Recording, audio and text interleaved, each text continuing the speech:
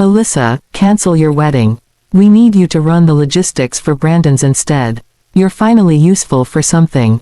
My mother said it casually, like a harmless comment, dropping it between sips of champagne as if she had just asked for more ice. Across the table, my brother Brandon wore a smug little grin while he adjusted his fake Rolex with the confidence of a man who thinks the world was built to applaud him. My father would not even look at me, not even a glance, as if meeting my eyes would require him to admit I mattered. I did not scream, and I did not cry, because I had already learned that reactions were the fuel my family lived on. I simply picked up my purse, slid the unpaid $400 dinner bill toward my father, and walked out of the restaurant without a word. They assumed my silence meant I was defeated. They did not understand that silence can be strategy, and that night it was the first weapon I chose. Have you ever been told your major life event does not matter as much as a sibling's? Tell me in the comments. I read every single one. My name is Alyssa. I am 29 and for most of my life, I was the family's financial safety net disguised as a disappointment, the person they relied on in emergencies while still treating me like I was never enough. It started when I was 16. While other kids were saving for prom tickets, I was handing my father a white envelope every Friday containing exactly $150 from my tips at the diner. They called it contributing to the household. I called it rent, because it was not optional and it was never appreciated. That same year, my parents bought Brandon a brand new Mustang for his 18th birthday, like he was some kind of investment they expected to pay off. They did not ask him for gas money.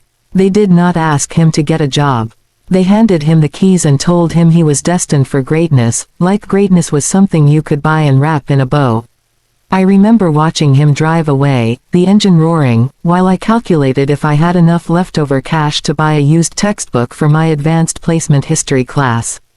I cried about it then. I felt small and used, like my effort existed only to support the story they wanted to tell about him. But looking back now from the driver's seat of my own life, I realize that envelope of cash was the best education they ever gave me. It taught me the value of $1.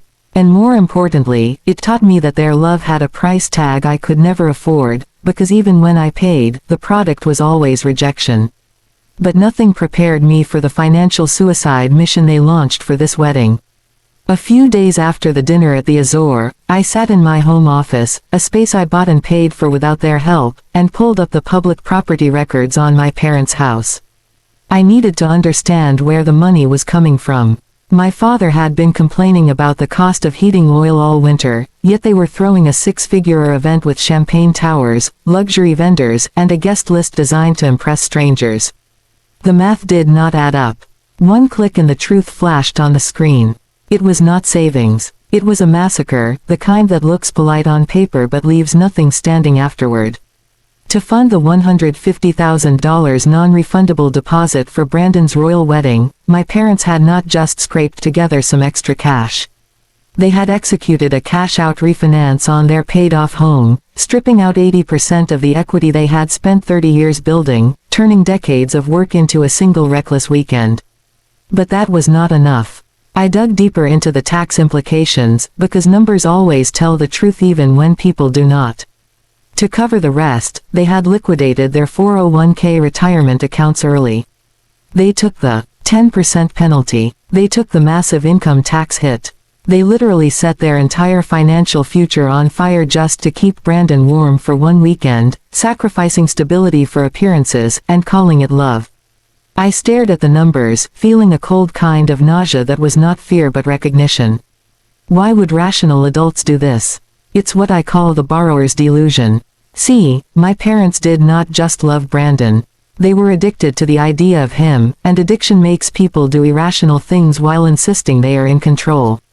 They had bet every cent of their retirement on the fantasy that Brandon was a genius business executive who would become a millionaire and take care of them. They needed him to be the golden child. If Brandon was a success, then their recklessness was actually a brilliant investment.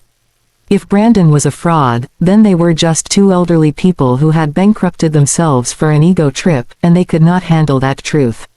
That's why they hated me. I was stable. I was debtry. I was boring. I was the mirror that reflected their own stupidity back at them. Every time I paid a bill on time or saved money, it reminded them that they did not have to gamble everything to be secure. They had to smash the mirror to keep believing the lie, because admitting the truth would mean admitting they chose wrong for years. They thought they were investing in a king. They did not know they were bankrolling a court jester who was already stealing from the treasury, smiling while he drained everyone around him. The escalation began 3 weeks before the wedding, and it was not subtle. It started with a text from Brandon at 2 in the morning. Need you to coordinate with the caterer. They're asking about vegan options. Handle it. No, please. No. Hello. Just a command, like I was his personal assistant instead of his sister. I did not reply, because I refused to feed that dynamic anymore. The next morning, my phone rang while I was in a meeting with a client.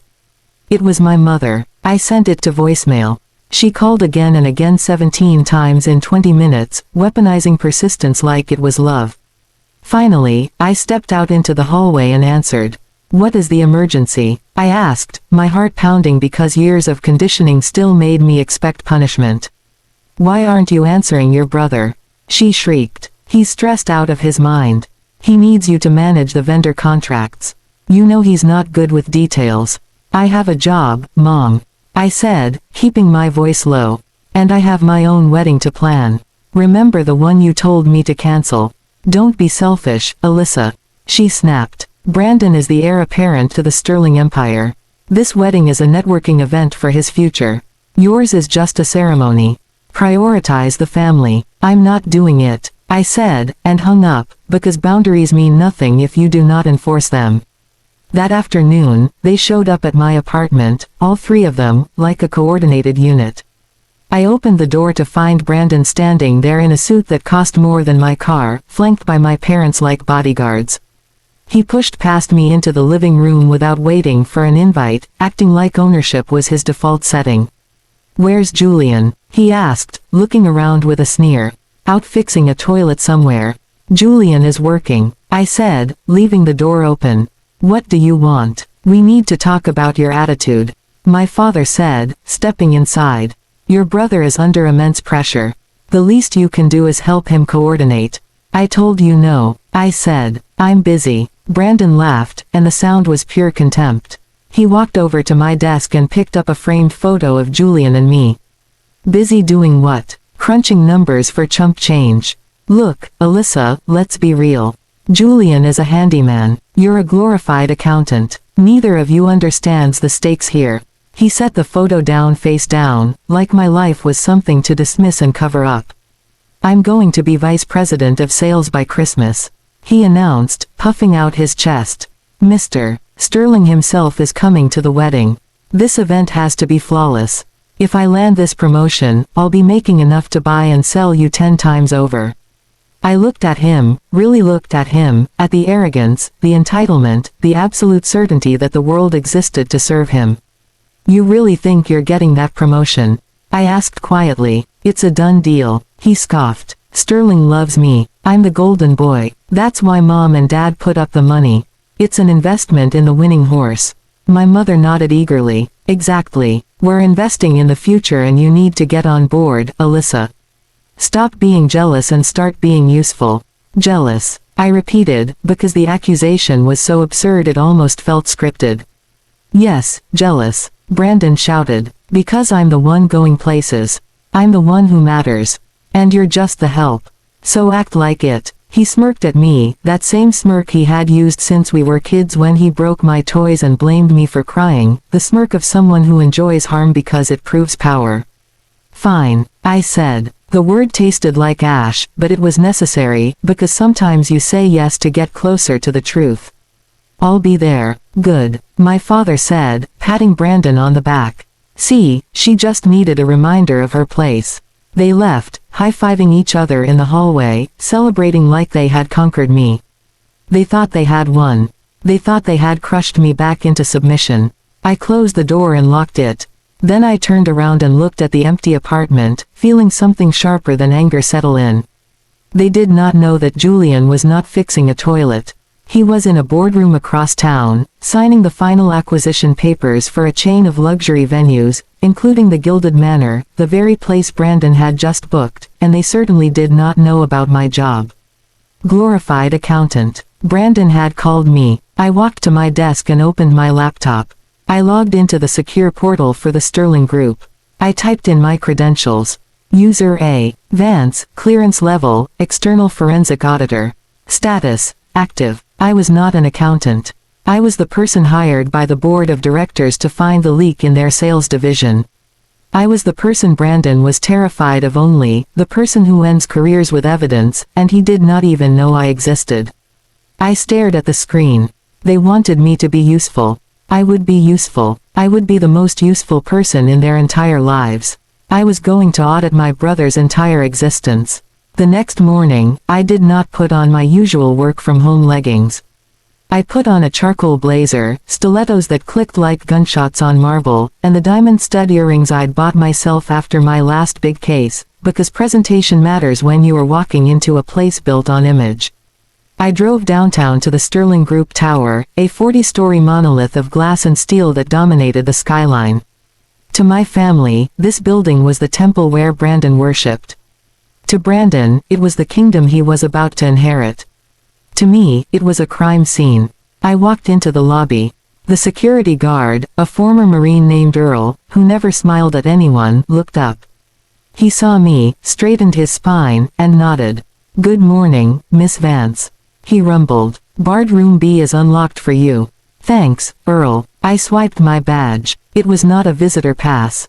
It was a red-level clearance card, the kind issued only to Soite executives and the external auditors hired to police them. The light turned green, and I stepped into the elevator. I was not here to check attendance. I was here to hunt. I set up in the private conference room on the 38th floor. I did not need to hack anything. I had root access. I pulled up the financial records for the sales division, specifically the accounts managed by the top performer, Brandon Vance. Glorified accountant. He had called me. I opened the digital ledger. I did not look for math errors. Math errors are mistakes. I was looking for patterns, and patterns tell stories. It took me less than 10 minutes to find the ghost in the machine. Brandon's sales figures were spectacular. Too spectacular. He was showing a 30% quarter-over-quarter growth in a stagnant market, the kind of number that looks impressive until you test it. I clicked on his top 3 new clients, Apex Global Solutions, Vertex Media, and Northstar Consulting. I ran a quick cross-reference with the Secretary of State's database. Apex Global, dissolved in 2019. Vertex Media, the registered address was a UPS store mailbox in a strip mall in Nevada. Northstar Consulting did not exist. My brother was not a sales genius. He was a fiction writer. He was creating fake invoices to inflate his sales targets, triggering massive performance bonuses for himself. But where was the money coming from to pay these invoices? I followed the cash flow. He was funneling the marketing budget, money meant for ads and client dinners, into vendor payments to these fake companies. And here was the kicker. I traced the routing number for Vertex Media. It looked familiar. I pulled up my own banking app and checked my transfer history, specifically the $2,000 I had sent Brandon for his car repair last year. The routing numbers matched. He was wiring company money directly into his personal PayPal account. He was not just cooking the books. He was burning down the kitchen. The total embezzled amount over 3 years was just over $400,000. I sat back in my chair, feeling a cold, hard knot in my stomach. This was not just unethical. This was federal prison time. This was wire fraud, tax evasion, and grand larceny. Then I found the cherry on top, a draft email in his sent folder addressed to his frat brother. "The old man Sterling is going senile. I'm printing money over here and nobody's watching. By the time I'm VP, I'll bury the paper trail. The parents just mortgaged the house for the wedding, so I'm golden." I stared at the screen. He called our parents' sacrifice, their financial ruin, his safety net. He was laughing at them. He was laughing at Mr. Sterling, and he was laughing at the system, convinced it could never touch him. I hit print. The laser printer hummed to life in the corner, spitting out page after page of damning evidence. Bank statements, fake invoices, the email, the IP logs, and the timelines that tied it all together. It was a thick stack, warm to the touch. It weighed about as much as a brick, and it would do just as much damage when it hit him. I organized the papers neatly, tapping the edges on the mahogany table to straighten them. Then I placed the entire stack into a thick cream-colored envelope. On the front, in my best calligraphy, I wrote 2 words. Wedding gift. The day of the wedding was a spectacle of excess. I arrived at the Gilded Manor in a black tie gown I'd bought specifically for this moment. Midnight blue, sleek, and devastatingly elegant. Julian looked like James Bond in his tuxedo. We did not look like the help. We looked like we owned the place, which technically Julian did. We walked through the iron gates, past the fountain spouting champagne, and into the grand ballroom. It was breathtaking. Crystal chandeliers the size of small cars hung from the ceiling. Waiters in white gloves circulated with trays of caviar. It was a palace, built on a foundation of lies, funded by my parents' fear and my brother fraud. Brandon was holding court near the bar, already 3 drinks deep, laughing too loudly like confidence could drown out consequences. He spotted us immediately. Well, he sneered, walking over with a glass of scotch in his hand. Look who decided to play dress up. Did you rent those or did you steal them?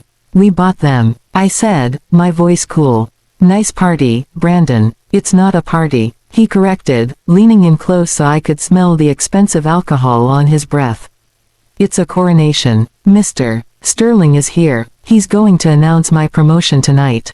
And you know what the best part is? He gestured around the room, soaking in the attention like it was oxygen. Brandon bragged that our parents had funded everything because they knew who the real winner was. Nearby, Mom and Dad beamed as they praised his visionary leadership, clinging to the illusion that he was Sterling's chosen heir. They had no idea they were standing on a trapdoor. Then Mr. Sterling entered the room. The room hushed as the legendary businessman moved through the crowd. Brandon rushed to greet him, boasting about excellence and destiny, performing like a man desperate to be crowned. Sterling listened calmly, then stepped onto the stage and took the microphone. I'd like to correct the record, he said. Accuracy matters in business. Please welcome my lead external auditor, Alyssa Vance. The spotlight hit me. Gasps followed. My parents froze. Brandon went pale. Sterling announced the truth. $400,000 in embezzlement. 3 years of tax fraud and a crude shell company scheme. Brandon was not being promoted. He was fired. Federal agents were waiting. Brandon collapsed as he was arrested. My mother screamed that I was lying. Sterling replied simply, it's math. Outside, Brandon snapped when he saw Julian, lunging at him in a panic. Officers tackled him instantly. Assault was added to his charges. My parents then demanded their $150,000 wedding deposit back. Julian said nothing. I stepped forward and cited the contract's conduct clause. Criminal activity voided all refunds. That money, their retirement, their last gamble, now legally belonged to Julian. Brandon is serving 3 years. My parents lost their house soon after. Julian later bought it at auction and turned it into a shelter for runaway teens. They tried to make me feel homeless my whole life. Now I hold the keys and the doors finally open to people who deserve safety, respect, and a real chance. My golden boy brother deliberately set his wedding on the same day as mine so I made him regret.